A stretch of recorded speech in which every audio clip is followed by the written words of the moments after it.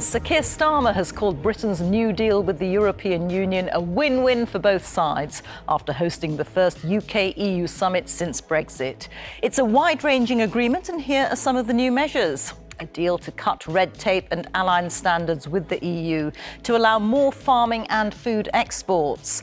In return, the EU has been given an extension of its existing fishing quotas, with boats having access to British waters until 2038.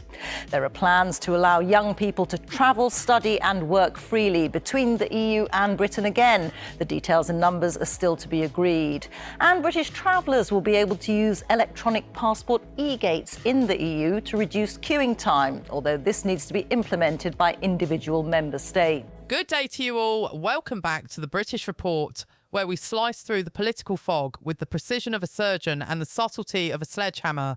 Today we are talking about a looming disaster that makes a rainy bank holiday look like a trip to the Maldives.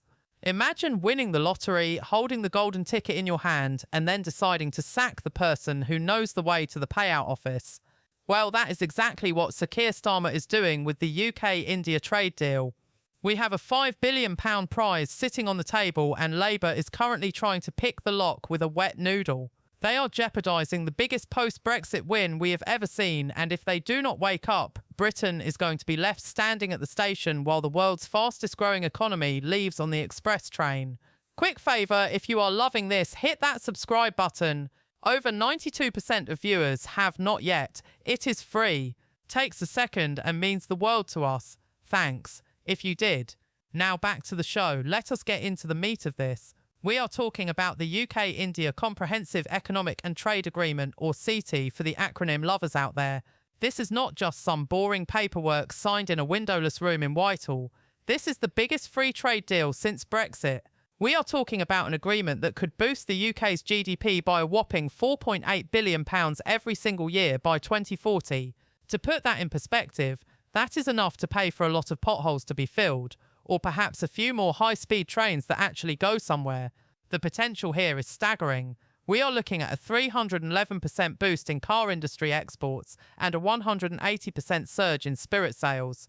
Yes, you heard that right. India's growing middle class is thirsty for British Scotch, and our car manufacturers are revving their engines. But here is the catch. While Parliament is being asked to ratify this deal, the Labour government is simultaneously planning to cut nearly 40% of the export support staff responsible for helping British firms actually use the agreement. It is like buying a Ferrari and then firing the only mechanic who knows how to change the oil. Liam Byrne, the chairman of the Business and Trade Committee and a man who knows his way around a Treasury spreadsheet, has called this a serious delivery risk. He is not wrong. Ratification is just the beginning. You can sign a piece of paper, but unless you have the boots on the ground to help businesses navigate the labyrinth of Indian bureaucracy, that paper is about as useful as a chocolate teapot. Now, why does this matter so much? Because India is not exactly known for being a click and collect market. It is a brilliant, massive and highly complex economic superpower that is soon expected to be the world's third largest economy. But it is also a place where non-tariff barriers, that is political speak for annoying red tape, can choke a business faster than a cheap tie. Ladies and gentlemen, Britain is back on the world stage, working with our partners, doing deals that will grow our economy and putting more money in the pockets of working people. This deal is a win-win. It gives us unprecedented access to the EU market, the best of any country outside of the EU or EFTA, all while sticking to the red lines in our manifesto about not rejoining the single market, the customs union, and no return to freedom of movement. The European Union, deeply bruised by Brexit, sees this as normalising a new relationship between the UK and the EU. We're turning a page. We're opening a new chapter in our unique relationship. This is the story of historical and natural partners standing side by side on the global stage, facing most of the same challenges, pursuing the same objectives, like-minded, sharing the same values. The committee warns that these barriers are real.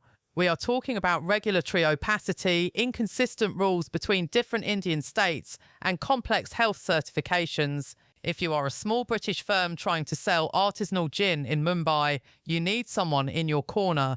You need those export support staff to show you the ropes. But Keir Starmer's government is taking the axe to them. Initial duty savings for exporters could be £400 million a year, shooting up to a massive £3.2 billion within a decade. But those savings only exist if businesses can actually get their goods through the door. Without the staff to facilitate this, those billions of pounds in savings could evaporate into thin air. It is a Brexit betrayal in slow motion, and the Shadow Secretary of State for Business, Andrew Griffith, is leading the charge, pointing out that Labour is squandering the very freedoms we left the EU to obtain. The truly frustrating part of this is that the UK actually has a first-mover advantage. While the European Union is still faffing about, stuck in endless negotiations with New Delhi, Britain has managed to secure a seat at the table. We have a head start in a market where the middle class is expected to reach 250 million high-income consumers by 2050. But a head start is useless if you decide to tie your shoelaces together halfway through the race. The MPs on the committee are sceptical about whether some of the promises, like the mutual recognition of qualifications, will ever become a reality. They are demanding that ministers be held accountable. And let us be honest, accountability and politicians usually go together like oil and water. Well, this is a historic day for the United Kingdom and for India, because this is the biggest trade deal that we, the UK, have done since we left the EU, and it's the most ambitious trade deal that India has ever done. And this will be measured in billions of pounds into our economy and jobs across the whole of the United Kingdom. So it is a really important, significant day. And look, it's been promised many times over the last 8 years. Prime Minister Modi and I decided in Brazil last year that we would move at pace in relation to these negotiations.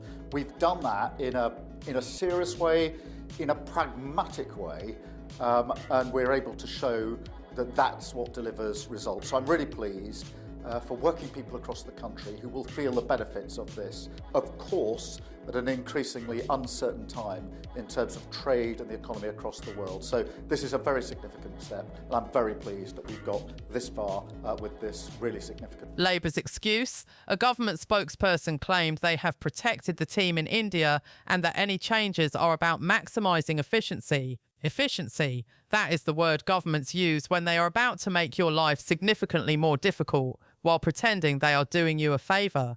They say they want to put the right expertise in the right place, but when you are cutting 40% of the workforce, the right place usually ends up being the unemployment line.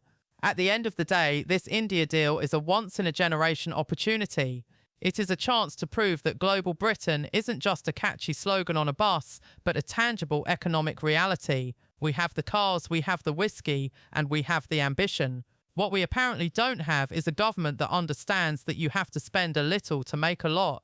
Keir Starmer needs to stop the cuts, resource the plan, and turn the promise on paper into the prize of new profits. Because if he blows this, he isn't just failing the businesses, he is failing the entire country. Thank you very much for watching. If you want to keep up with the latest on how Keir Starmer is handling or mishandling our post-Brexit future, make sure you stay tuned to the British Report.